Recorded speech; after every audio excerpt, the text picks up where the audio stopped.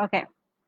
So a very good evening to all our attendees and viewers who are watching us live on Facebook and YouTube and also LinkedIn. So a very warm welcome to the Saga series.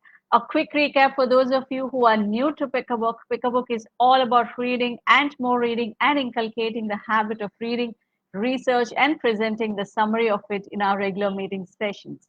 Creating a better world by changing the sense of self through the habit of reading is the vision of Pick a Book. Currently, Pick a Book marked its inspiring presence in 4 countries: Sri Lanka, India, Singapore, UK, with over 1,000 plus readers, 18 plus regions, and 70,000 plus people inspired through our sessions, all just in a span of 1 year. So Pick a Book continues to spread its wings across the globe. So to talk about the Other Saga series, this is a new initiative, a brand of its own called brand of its own, wherein the authors can reach their readers and individuals who are with like-minded interests. So authors can discuss the key insights of their books, and the readers can have this wonderful opportunity to know more about the book from the author herself. So today we have with us Miss Astha Thatia, who authored this wonderful book called Survive or Thrive.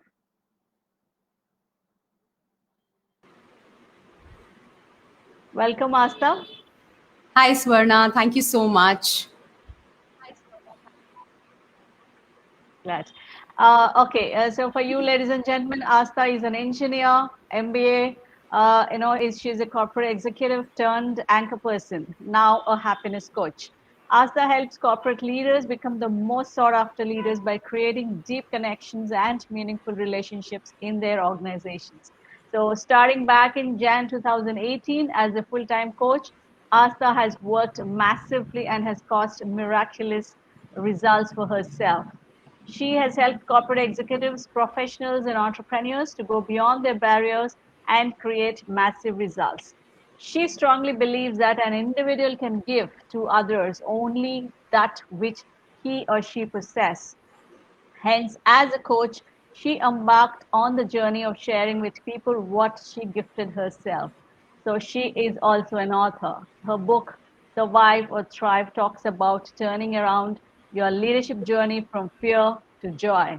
She's a trekker, a passionate dancer, an avid reader, and a lifelong learner. And her motto is that happiness is a choice. Very rightly said, Asta, happiness is a choice. And, very warm welcome to you. We are glad to have you here with us. Thank you. Pleasure is entirely mine. Really looking forward to this conversation with you. Thank you. So first of all, let us allow to congratulate you on this wonderful book, and we wish you a long way in writing. Thank you. Thank you so much. Okay. So are you an avid reader, Asta? How far, I mean, when did you and how did this reading started in you? Like, when were you introduced to books? I would say I used to read, and then there was a spell where I completely I won't say quit consciously, but somewhere it just didn't happen. I wasn't reading for a long time when I was into the corporate and I was just running around, I'd say busy surviving. And I think somewhere a couple of years back, I again got into reading. And I think ever since, more particularly since I've gotten into coaching, I've developed this habit once again. And Okay. yes, that's where it is. Great. So behind every writer, there must be a reader for sure. So on that, okay. So with this, how did your writer journey start? I mean, when did that spark hit you? So if you want to become a writer. So I think the entire credit goes to the TLC community that I am a part of, and my mentor Murli Sundaram. He was the one who sowed the seed of becoming an author, and at that point, I really thought that okay, even I could think of becoming an author, because to me, authors were a different league, different breed of Yeah. people. And I certainly didn't belong there. I won't say belong, but yes, I had never thought about it. Hmm. But what I have realized, so that's where the journey started. And it's been a roller coaster because when I started, there was a phase where I completely stopped. It just didn't happen. The momentum wasn't there. I wasn't sure. Did I want to write just because I was a part of it? I mean, Mm-hmm. didn't happen. But then somewhere January 2021, when the date of the TLC National Conference was declared, we were to launch our books there. I think that hit me. And I think Mm-hmm. then the journey of setting up a context, why do I want to write the book? Who is it going to be for? What do I want to share there? It all kind of materialized there. And I thought, yes, whatever mess I've experienced in my life, I really want to share that with my target audience. So I think that's how it all happened. Great. So, with all gratitude to our guru, Mr. Murli Sundaram. So, we have been, Absolutely. getting a lot of writers like you who are, who are into starting their journey into writing and releasing these Absolutely. wonderful books for us. So, yeah. So, what made you interested in writing this book, Asta? Like, why is it particularly titled Survive or Thrive? Um, yeah, very, very interesting question because I think Survive or Thrive has pretty much been the story of my life as well. And I think every individual, Mhm. uh, we are not even aware, but we have this choice of continuing to survive. We're all surviving, we're all existing, we're all going about living our lives just the way we're doing, versus there's a choice to thrive. Now, thrive is where I take charge, where whatever is happening around me, irrespective Mhm. of those downfalls and then those ups and then again those downs, I'm like, I am going to grow. Nothing can stop me. I'm going to go there and do whatever it takes. So that choice we always have, just that we're not even aware of it. So the title was I'd say it's very, very close to my heart, and my husband actually helped me finalize that title. We were just going through it, and the entire book, that's the I'd say Survive or Thrive would kind of set the context for the entire book, that Mhm. it's a choice. You want to survive, life will still go on, you can choose to survive, or you want to thrive. And if you say yes, I want to thrive, then this is the book for you. That's very short and very well connected point. What you mentioned, Thank lot of times actually, yeah, everybody of us will have this choice for sure, and it is the survive or thrive that makes all the difference. So it's a choice between these two that make the difference between a successful person and a mediocre. Absolutely. So yeah. So how many chapters are there in this book, Asta? So Yeah, there are 11 chapters. okay. So Yeah. are there any real-time examples, or how did this whole book go? What are you speaking about survive or thrive? Sure. So, if you talk about the structure of the book, it's and the kind of writing that it is, it's very, very simple, very, very straight, Mm-hmm. and yes, there are a lot of real life examples, lot of stories from my life and the lives of some of my clients as well. Um, so, I would say a very, very relatable style, where every time when you're reading, as you go through it, you will be able to resonate with the whole thing. And the Mm-hmm. idea of giving these stories from my life, right from my childhood up until now, is so that somewhere you are able to reflect upon in your own life, and you can relate and see, where do I stand in my life today, or back then in my childhood, oh, this is what happened with me, or somewhere this is what I felt. So the whole Mm-hmm. idea is for everybody to be able to really reflect upon their life. So it's not a read where I want you to read, feel good, and then go away. The idea is Mm-hmm. somewhere something inside you needs to move. Yeah. That's how it is. Great. So then this book is right for everybody out there, not just particular set of audience. So, but my next question is going to be that. So but it answered quite of the same. Who is this book specially for? Why should they read it? Yeah. So the book has been written keeping in mind the leaders, the corporate leaders, because I've been into corporate for over 9 years. And Okay. I've gone through those pains, those challenges, my own pains and challenges. And I've seen a lot of my colleagues, my superiors, subordinates go through different challenges Mm-hmm. with no access what to do about it. Just going about, growing up the ladder, Mm-hmm. but no access. How do you really feel empowered, in that spirit? And I see a lot of people sitting right at the top, but feeling lonely, feeling hollow, feeling that void, not sure where they headed, Yeah. despite all the accomplishments.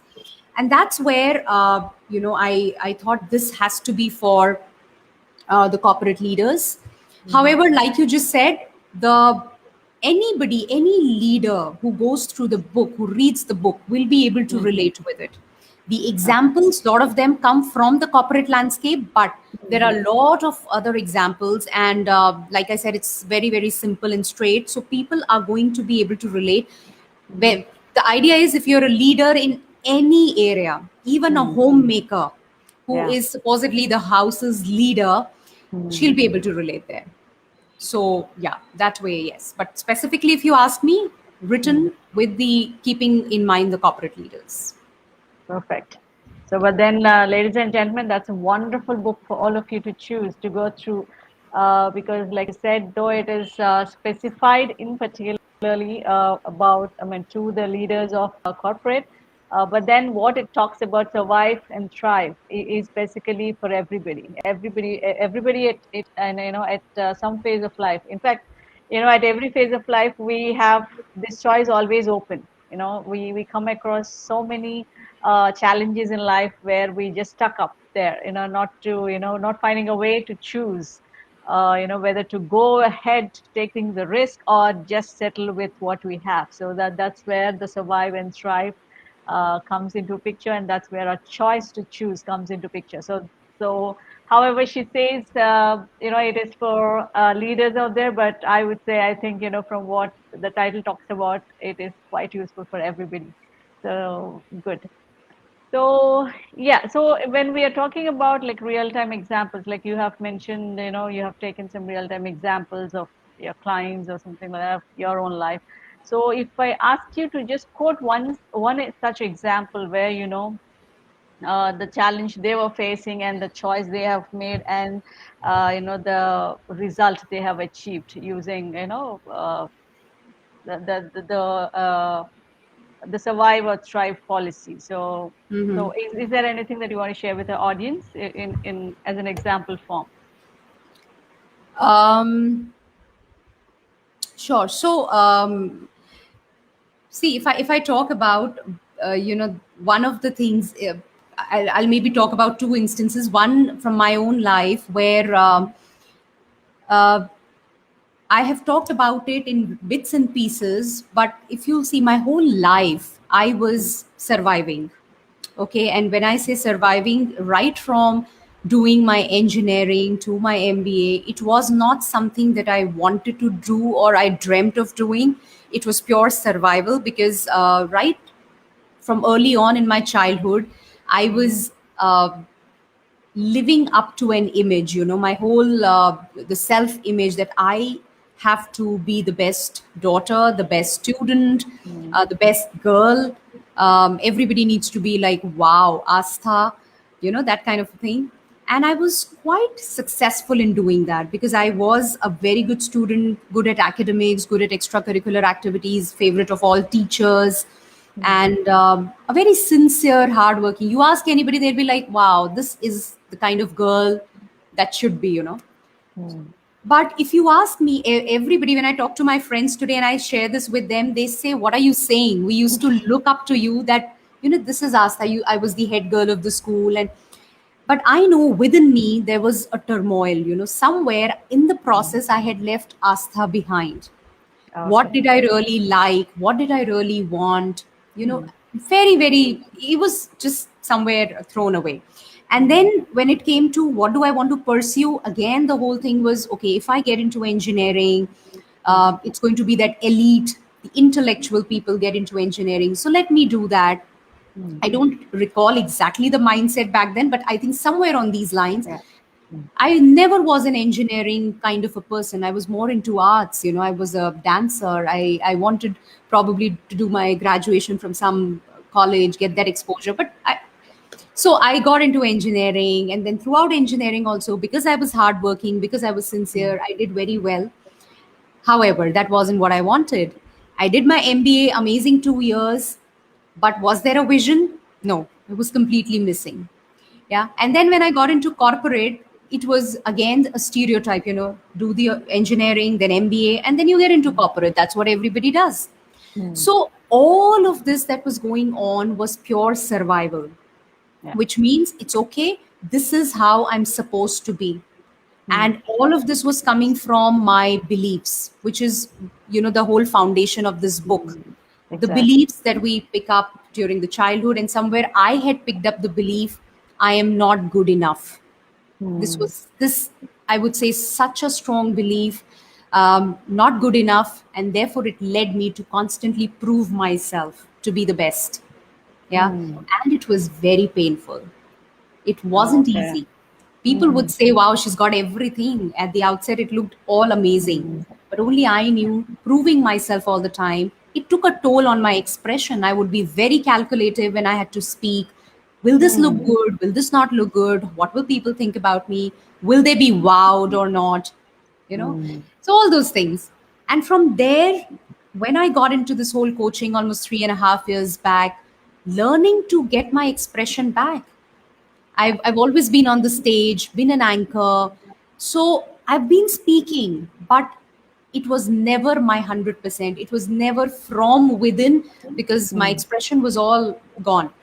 So Mm. getting it back, getting connected to myself. Now, this is thriving. Yeah. That at this age, from corporate to anchoring to getting into Mm. coaching, reaching where I belong, what my purpose Mm. is.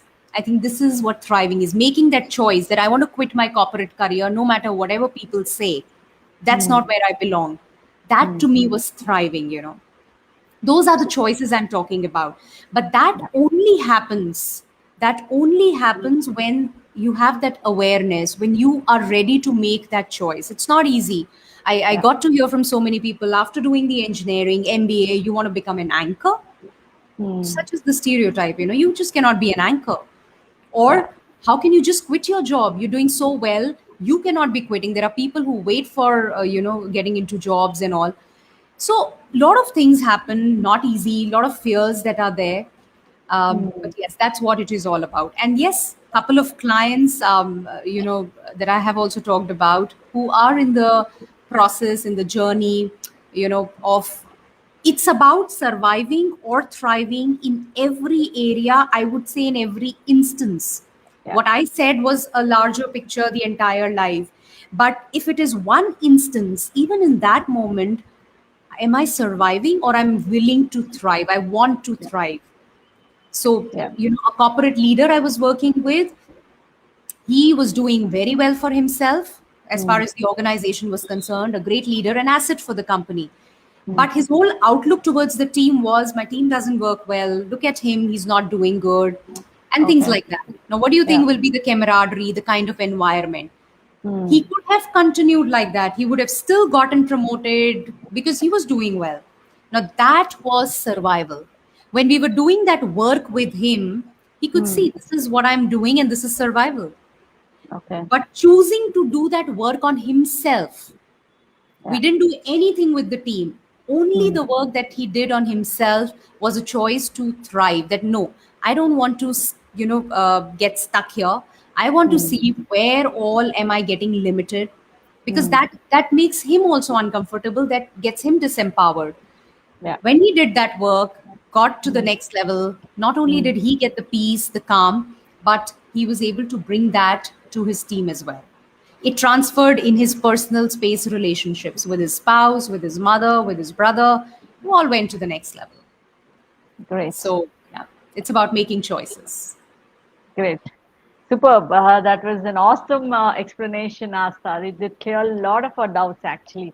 Right. because with the detail with which you said from your own personal life, in fact, like how you said this book resonates, whatever we went through, right? But exactly you speak the same. So that is, we always strive to either impress other people or live according to the lines drawn by other people, or to satisfy.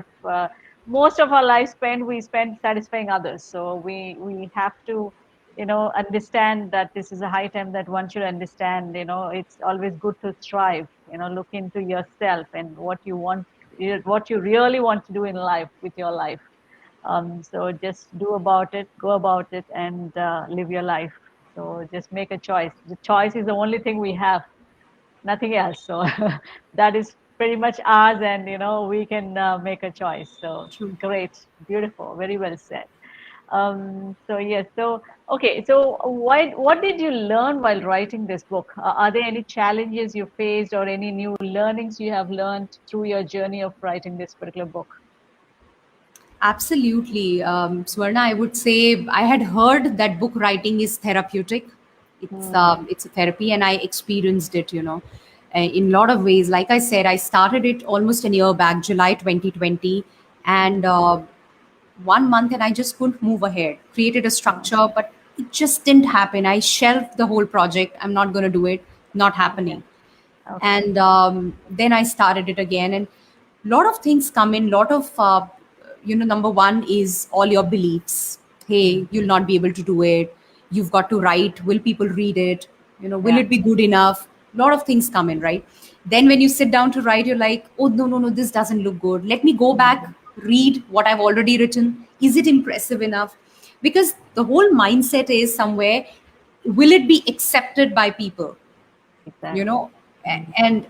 and I think at one point, then I had to make a choice. I had to tell myself that yes, I'm writing this book for people. I want to share that message, but it's also a journey for myself. Yeah. It's about uh, being vulnerable and being able to put down what I have to share, because some of the things were not easy for me to put down, Hmm. right? Because like, it's not easy. We're so guarded in ourselves. We so bothered about what will people think. So there, being able to say this is how I felt wasn't easy for me. At some points, it was a journey which took me back to so many things I hadn't thought about, forced me to think, and I'm glad it did. And as I wrote down, I went through all of it, and I realized how much I have evolved. What has Yeah. it taken? And I felt so much in awe of myself. I Hmm. think one thing which has taken my love for myself to next level, so Okay. absolutely, it's a very powerful journey. And I would say it's not just about writing a book and, okay, hey, I have a book and I'm an author now. It it is it's a journey of evolution. When you write things there, when you put it down, pen it down, it's Yeah. next level altogether. Great. So writer is being a writer, being an author is one of the greatest things that can ever happen. That capability that you hold as a writer is the Yeah, greatest asset, because that's the best way to reach thousands of people, and you can inspire lots of lives to change for good. So yeah, absolutely. that's a beautiful. Great. So, okay, what did you like the most when you have spoken about the challenges? There is also a point where you like the most writing it, and what is that? About the book, Yeah. um So, which part of the book you felt it easy in writing, or where you have your true expression, or you love that expression of that book, that particular chapter, or anything like that? um I think the entire thing, the way the whole structure came up, and then Mm. being able to put down everything. I would say this book could not have been any other way. A lot of Okay. times later, you feel that, oh, I wish this could have been added, or I could have done it Mm. in this way. But I Okay. really feel now, even when I think in retrospect, this is how it was meant to be. with that whole structure that I had created, and whatever message I wanted to share, Mm. it all came in. So all the chapters, I would say, there's a flow, there's a structure to it. It goes in a sequence, and Mm. each brings out like a beautiful, beautiful, powerful message. Each has its own meaning. And what is very, very close to my heart is the self work questions that are there at the end of each chapter. Okay. Because, like I said, it's not just about read and feel good. I Mm. really want people to be able to answer those questions, do that work, because Yeah. that's for sure. If you answer those questions, you sit down, you reflect, Mm. and you put down the pointers, it's going to open up so much for you, the world for you, for sure. So yeah, that's one Yeah. of my favorite things. Great. So that itself is an achievement on its own because I mean it's like most of the times when we look back at our work, we are not that satisfied every time. You know, we just find it something or the other. It can be better. It can be improved. But having that satisfaction, you know, in our work, you know, speaking about our work is itself a great achievement. You know that gives a sense of confidence in our work. Very well said. Absolutely. Yeah. Superb. Okay, so one last question. What is that piece of advice you would love to give to the younger generation, especially, you know, from your book? um, I would just say that there's this quote by Steve Jobs, which every time I read, it just, it's an eye opener every time I read.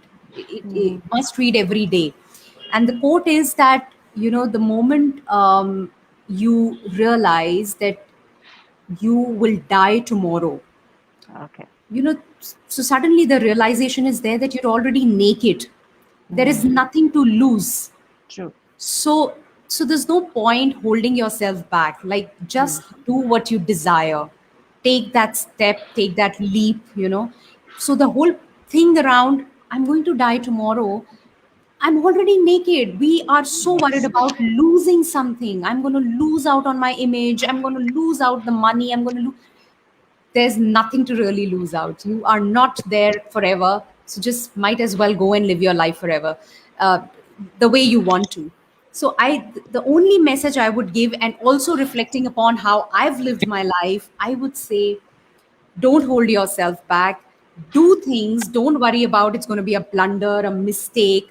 And this is coming from somebody who's lived like a perfect life, trying to be a perfect person, very obedient, very sincere. And today I do all the badmashi. And so I'd say, just be yourself. You are unique. It takes a lot to accept yourself the way you are. Even today I stand, I confront myself at times when I get into that zone again, because it's such a strong belief. It keeps Exactly. coming back to you, oh, I'm not good enough, not good. And I, over the years, by doing that work, now I'm able to embrace that, okay, it's okay, even if I'm feeling that, that's fine. And I'm able Yeah. to get out of it. But there was a point when I would be into it for hours. Mm, So I'm saying, don't hold yourself back, don't pull yourself back. There's nobody outside who's pulling you down except you. yeah. Don't do that. Just live your life to the fullest. That's all that I'll say.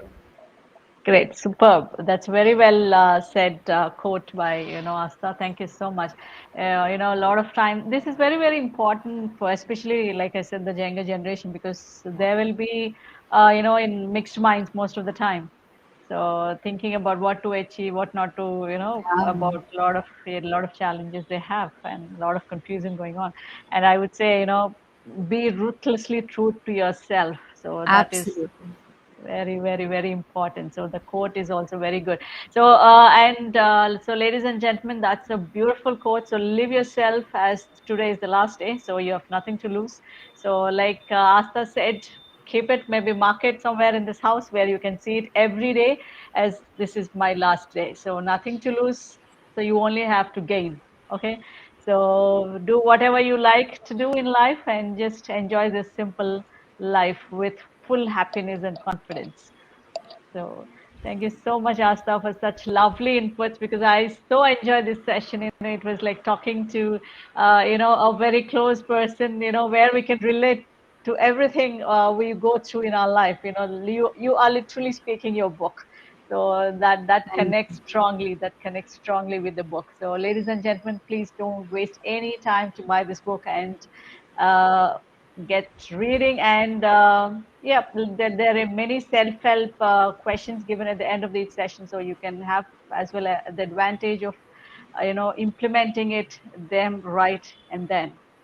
So that's a great thing. So thank you so much, Asta. Thank you for coming onto the show and sharing your experiences and knowledge with our lovely audience here tonight in the room and who are watching us live. I'm sure they must have enjoyed the show, definitely as much as we enjoyed conversing with each other on this beautiful book, Survive and Thrive. So it's available on Amazon, ladies and gentlemen, and also Kindle version is also available for online readers. So it's a good news, win-win for both of you. So thank you Yeah. so much, Esther. Thank you. Thank you, Swarna, for providing this amazing space, where I could just speak my heart out. It's always mutual, and love talking to you. And thank you for amazing questions as well. Thank you. Thank you. Thank you. Great day. Yeah. Thank you. Take care. Bye bye, everyone. See you all next week. Thank you.